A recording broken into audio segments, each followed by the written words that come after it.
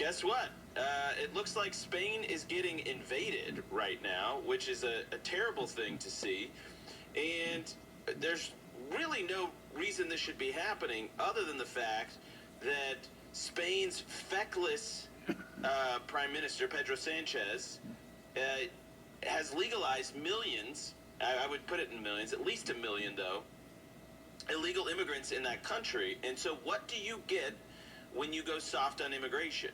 Especially when you are neighbors with the third world. In this case, Morocco is just a small boat ride away. I've actually taken that boat ride on a ferry to Morocco from Spain in years past, and it is very short. Well, it's actually... It is very short. Andrew, this isn't even... So, Spain has a couple cities that are on Africa. It's from way back in the Reconquista days when they conquered Spain back from the Muslims, and then they have Ceuta and Melilla. I'm not sure if I'm saying those right, but these two little cities, and so this is in Ceuta, and they just have a normal border fence, but they will have migrants by the thousands show up, and every few years they'll actually just crash through, overwhelm it. Obviously, the goal is either blend in and hide, or once you get in, you try to make it legally difficult to get expelled. But it's as you said earlier this year, Spain passed this huge amnesty for hundreds of thousands of people who'd illegally migrated there. As usual, when lawmakers push this through, although I shouldn't say lawmakers, because I believe the government found a way to do this without even having a direct parliamentary vote.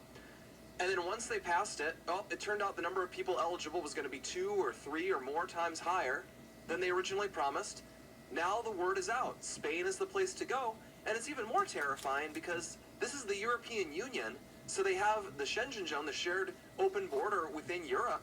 So everyone knows if you can get into Spain, get amnesty there, glide past their authorities, you can go anywhere in the European Union. So what happens is if they get into Spain, then they are then granted all the rights and protections that the European Union would give any Spaniard. So yeah, they are illegals. Yeah, there may be some options legally to take care of that. But once they are in Spanish territory, getting across Gibraltar to Gibraltar or wherever, because Gibraltar is technically British land, but if they get into Spain, then they are released into the continent. And what do you do then? And here's the problem. This is weak immigration, and people in this country forget that just 2 years ago, for all the hemming and hawing, for all of the hand-wringing, for all of the sometimes justifiable criticisms of the Trump administration, this was America 2 years ago. Put those images back up on the screen. Put the images from the Spanish invasion back on the screen. And by the way, this certainly looks like a bunch of women and children just looking for a better life, doesn't it, Blake? No, actually, when you zoom up on it, these are all military-age males that are streaming across these fences into Ceuta, okay? 2 years ago, this was America. This was the southern border in the United States of America.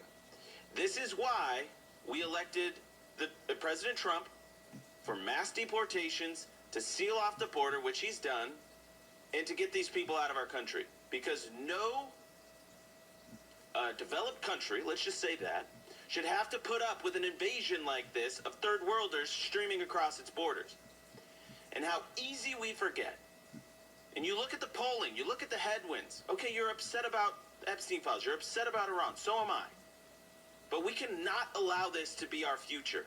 We cannot allow the past to be the future. And this is another reason, and I'm going to keep harping on this, because yesterday I finally called on X for Leader Thune to be removed as leader of the Senate GOP and leader of the Senate. Because we need to get the Save America Act passed, because what you are seeing in those images in Spain, that was America. These people are here. They are getting driver's licenses. They are getting CDLs. They are flooding your DMVs in your schools, in your hospitals. And many of them are registered to vote. In just 4 states, we know that over 250,000 illegals are on the voter rolls. That's unacceptable. There shouldn't be one. I don't care how many are even voting. They should not be on our voter rolls, and they should not be counted in our census. So Spain is a warning of Christmas past and Christmas future if we lose power. you've got a new policy brief. It's policy brief assessing the Marxist Islamic alliance aimed at America's heart, which is a terrifying title, actually. We played that clip from Charlie because you start your paper off quoting that line from Charlie in that clip about this Red-Green Alliance, neo-Marxism fusing with Islam in some way, which sometimes doesn't make any sense. Tell us about it. Sure, and of course Charlie Kirk had a habit of seeing complex things and making them very simple, way ahead of the time before they became common in civil society and people understanding it. And of course he's a big loss on that front. But we've been looking into this for a while too. We've had similar concerns, and there's an entire movement of Marxist radical leftists and Islamists, and in theory, to someone who's logical, that may not make any sense.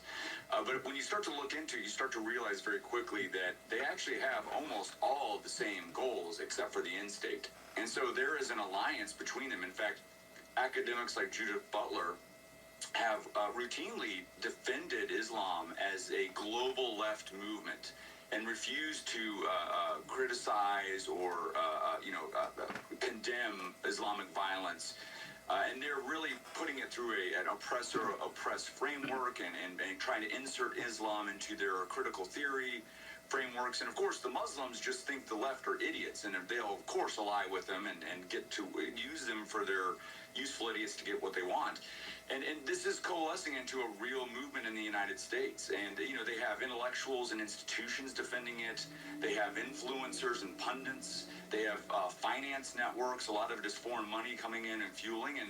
And ultimately, I think that where we went wrong is in the post-9/11 conception of Islam, we were hyper-focused on terrorists. And when you're hyper-focused on terrorists, you're talking about 3 to 5%. You're talking about the people who are actively willing to go and wage jihad in a militaristic fashion. But there's other forms of jihad. And so, for instance, some of these countries, 90+% believe the following. They would say that if you are an apostate, you leave the religion of Islam, that you should be tried in court. You should get due process, but it should go before a Sharia court. And the judge at the Sharia court should be able to find you guilty, and that the punishment for that should be death. Now, that's all using democratic institutions. That's not terrorism per se. I mean, I think you could debate it on the merits of natural rights, but they would look at this as a democratic institution, due process, you've been found guilty, death penalty. And I think that if you have that viewpoint, you should not only not be in the United States, you should be identified, denaturalized, and or deported. And we certainly should have vetting standards in place to say that if you're trying to come here, and you have these beliefs and other beliefs, that it's automatically disqualifying. I think that work is ongoing, but we're really running into the biggest problem, which is they have figured out how to use our system, our values, our principles, the Constitution, the First Amendment, as shields to get a foothold in American society, use democratic institutions, use elections, use laws to slow walk cultural radical leftism and cultural radical Islam, and then force it upon us over time. And we see this debate playing out in our own side right now. There's a debate currently online, and I think a lot of it's a little bit of an op. I think that there is a valid debate to be had. But it's between, those who are saying that classical liberalism is 100% of everything that we should believe, and post-liberalism isn't. And I think the problem is that radical Islam, the Red-Green Alliance, the fusion of Marxist, communists, and Islam, are abusing classical liberalism to completely try to destroy us. And we have to at least be able to use post-liberalism as a diagnostic tool and say, what's more important? The survival of Western civilization, or this conception that a political ideology like Islam can't be dealt with, that we have no options at our disposal, that if they just come here and mass up millions and millions of people and outvote us, that they can just implement Sharia and that's just fine? And I would say no. And I think that these are the conversations on our side that are ongoing. And then the last thing I'll say is, and I'm happy to tease any of this out any further, but Mamdani is like the perfect fusion. He's literally a communist, supports all of these DSA candidates, and he's an Islamist. And so, like, you can see it coming to fruition. You're seeing it in recent elections where DSA candidates are starting to dominate the Democrat primaries. This has gone from a concern that we should watch to it is an actively in motion, and we have to start taking steps to oppose it and figure out what that means and how to do it. So Wade, as you mentioned, the Islamist portion, they see the Marxist left as useful idiots because their goals are ultimately in conflict with each other. Is there any hope there that this alliance is too fragile because one group kind of, they want communism, they want a post-religious society, the other wants almost a revival of a medieval society. Is there any hope that this alliance can break down before it brings down all of Western civilization? Or if they do bring down Western civilization, who do you think is more likely to win? Well, it's a great question. I think that it all comes down to when do we start actually opposing it and how. And the sooner we do this, I think the greater our odds are. I think we absolutely can win, or else I wouldn't even be trying to bother with this. I'd just move out of the country. But so I think we can defeat it. I think that the longer that it goes unopposed and the longer that there are more people on our side trying to say things like, well, it's only 5% of the population. Well, it may not be 100%. I don't know what the exact percent is, but it's not 5. It's certainly a lot more than that. And it could be upwards of 80% of the current population. If you look at Pew polling data, coming out of a lot of these countries where we've had millions of people come from over the last several decades, upwards of 90% of them believe things that should be just disqualifying culturally. You cannot believe these things and then raise your hand and take an oath of citizenship, or nor should you be granted lawful permanent residency status in this country if you believe such things. And it's not a violation of the First Amendment to put in place those type of vetting mechanisms. So I think we can beat it. In terms of will the alliance break down, I think that they're going to start losing moderates, but who qualifies as moderates anymore is a shrinking pool. I mean, James Carville, the other day, I saw him kind of freaking out about all these DSA candidates that they're electing in their primaries. I think the true believers in the radical left will continue to align with the oppressed, in their critical theory framework, the oppressed groups, so they will continue to align with Islam. The real question is, what percentage of our population is the K-12 and college education system producing from a civics and history and taught habits of what is America and what does it stand for? And we have to look at that byproduct and say, are we producing enough to stay afloat, or is the radical left continuing to win? And of course, you guys have been on the front lines of this battle for over a decade and making more progress and changing the minds of college age students than anyone in the history of this country, and thank you for that. But so it's an unknown variable on how long this will stick. But if history serves, I think it will stay a robust alliance for quite some time. And the problem for the radical left is that when this has happened in the past, as soon as the power is attained, the Islamists murder the communists. And so, my pink-haired, progressive leftist friends out there, believe whatever you want to believe, but understand that the Muslim movement in this country is not your ally. Well, and it's exactly right, Wade. I mean, what you said earlier is that this is not a suicide pact. The Constitution is not a suicide pact. When we talk about religious freedom in this country, yes, that was a value of the founders, but they were all Christian. And what they were talking about was different traditions, different denominations within the Christian tradition, not Islamism, not a foreign conquering ideology that seeks to subvert the will and the value of the people of America. And so what Charlie said in that clip at the very end is the key, the critical piece. He said, the American way of life is, by the way, Christendom. And we have to stay focused on that. That is the guiding light. Stay right there, Wade. More to come in just a second. So much, and I think it is critically important to the future of not only Western civilization, but right here at home. This is probably, Wade, I think the number one issue in Texas right now. If you're not talking about this issue, you're basically irrelevant, at least on the Republican side in the state of Texas. But let's go back to this idea of the fact that the Constitution is not a suicide pact. We have this notion of freedom of religion in this country. You'll have a lot of conservatives parrot that talking point.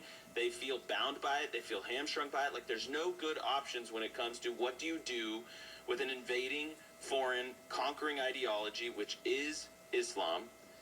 what are some of the options that people like you that are thinking deeply about this topic, what are they exploring as how to deal with this? Sure. So, if you treat Islam as a political conquering ideology and not a faith, I think that starts to untangle it from some of the First Amendment arguments that might be presented. And there's a lot of lawyers on our side who are, as we speak, working on how do we actually talk about political Islam and how do we stop its advancement in our country in a way that we can defend it in courts. And honestly, in other ways, just shy of constitutional considerations, what are just some existing statutes that cities, municipalities, states can use? How do we stop the call to prayer that, is being offensively pushed out on entire populations against their will? You can, change noise, the noise decibel levels. And, there's lots of different things at our disposal. And we're trying to put all of this together, and we're working with a lot of good allies. There's people out there like Chip Roy and Brandon Gill that are really doing a lot of good and deep thought on how do we actually stop this, because it's so important. It is just so important to the future of the country. And look at the borders. We've got to stop the influx of millions of people who actively want to destroy the Constitution. And you can you can see this in public polling data. Yeah, wait. So when we talk about immigration, this is something Blake and I talk a lot about. Okay, so we got the southern border is sealed up. Okay, great. Now we have an emerging issue, and actually TPUSA Frontlines, we're going to have them on the show next week. They've just come out with a mini documentary on the Canadian border, because there's a lot of people coming through there now. That's ground zero for illegal immigration. But let's talk about legal immigration. Remember Trump 1.0, the Muslim ban? I would totally support allowing zero immigration from Muslim countries, because it's just why are you playing with fire? If it's 5% of them that are bad hombres, that's way too much for any population. I don't believe you can properly vet it. What can you do on the legal front to stop immigration from Muslim countries? So, number one, you can go back to what they did in Trump 1 and expand that. And what they did in Trump 1 is they essentially identified every single country in which we can't actually verify the information that's being sent for people. They're either corrupted or in the hands of terrorist organizations. If ISIS controls the ID-making office in Syria, then we can't actually vet anyone that they're sending to us. And it just so happened that every country that qualified under that was Islamic. So it wasn't necessarily an Islamic ban. But I think you could significantly increase this on those grounds. And then also on other grounds, I think that you're right. I think that you can expand that to a significantly higher number of countries, not just the 7 or so that they did last time. And then on our vetting standards, and I think this is where there's movement within the Trump administration. I can't speak for the Trump administration, but I think that they're actively working on beefing up our vetting standards, because currently, essentially, and this is oversimplification, but basically, as long as you're not on some list as a known ISIS combatant and otherwise can demonstrate that you can, support yourself and you can check all the other boxes, they'll let you in. That's just not enough. It's not even close to enough. We should be asking, what are your views on apostasy? What are your views on the genocide of an entire people in Israel? Go on and on and on. We can ask them all of these questions, and there's ways to, are they using Takia and getting around this? Do double blind, ask family members, see if their answers start not adding up. You can do social media hits. We can even look at their email content. There's all sorts of things we can ask to see in order to check the box, and that would severely limit. But beyond that, I think at the end of the day that if you are a doctrinal believer in Islam, that you actually believe what the Quran says, I don't know how you can hold your hand up ever and say that I take an oath to support and defend the Constitution. They're just not at loggerheads. It just doesn't work. Now, if you're an American born in Missouri and you're raised Christian and you just decide you want to become Muslim, fine, First Amendment. But I don't think we should be importing millions of people who actively want to destroy our entire way of life, and they don't even try to hide it anymore. Like you said about Texas, if you look at some of these imams and what they're saying, publicly, they're not even trying to hide it anymore. They're just overtly saying that they're going to conquer Texas. In fact, they said they don't even care about what the parents think. They're going to control the minds of the children. They say these things. And Wade, you brought up this clip, and it's something that Blake brings up a lot. Yeah. So I don't know if Blake, if you want to set it up. It's just, as you say, it's like we have a lot of delusions about Islam and how it's worked in country after country, and this goes back decades. There's something really remarkable. Let's play it. This is George W. Bush in the wake of 9/11, clip 33. The face of terror is not the true faith of Islam. That's not what Islam is all about. Islam is peace. These terrorists don't represent peace. They represent evil and war. It's so frustrating and upsetting to see because I think George W. Bush was the last president America had who had true freedom of action. That after 9/11, he could have come out and he could have basically proposed anything, done anything as a response to that. That's the last time America had 90% unity on action. He could have said, we're not going to wage war against Islam, but it's clear that it is culturally incompatible with us, and that when we let in tons of people from abroad, we're letting in people who hate us. We're going to block immigration from all of these Islamic societies. He could have done that. He could have totally secured the border and cut off dangerous immigration. And instead he came out and said, we need to become more pro-Islam. We need to let in more Islamic migrants from other countries. We should invade them over there so we can invite them over here. And now we're seeing the consequences of that here.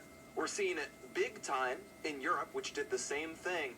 And as you say, Wade, it's going to be a huge test because we have the First Amendment. We have freedom of religion. And I'm very worried, and Charlie was very worried, that that right will not survive having a large minority that is not very amenable to a tolerant coexistence with other groups. It's 100% right. So this what you played from Bush is the entire conception that the conservative movement, not everyone, but the part that was in power then, that they just got it wrong. And of course, Islam is not a religion of peace. Now, I can't speak in absolutist terms, but I can say that doctrinal Islam is highly violent and radicalized to achieve its ends of global domination and jihad. Wade Miller, this is excellent stuff. Thank you for coming on. We really appreciate it.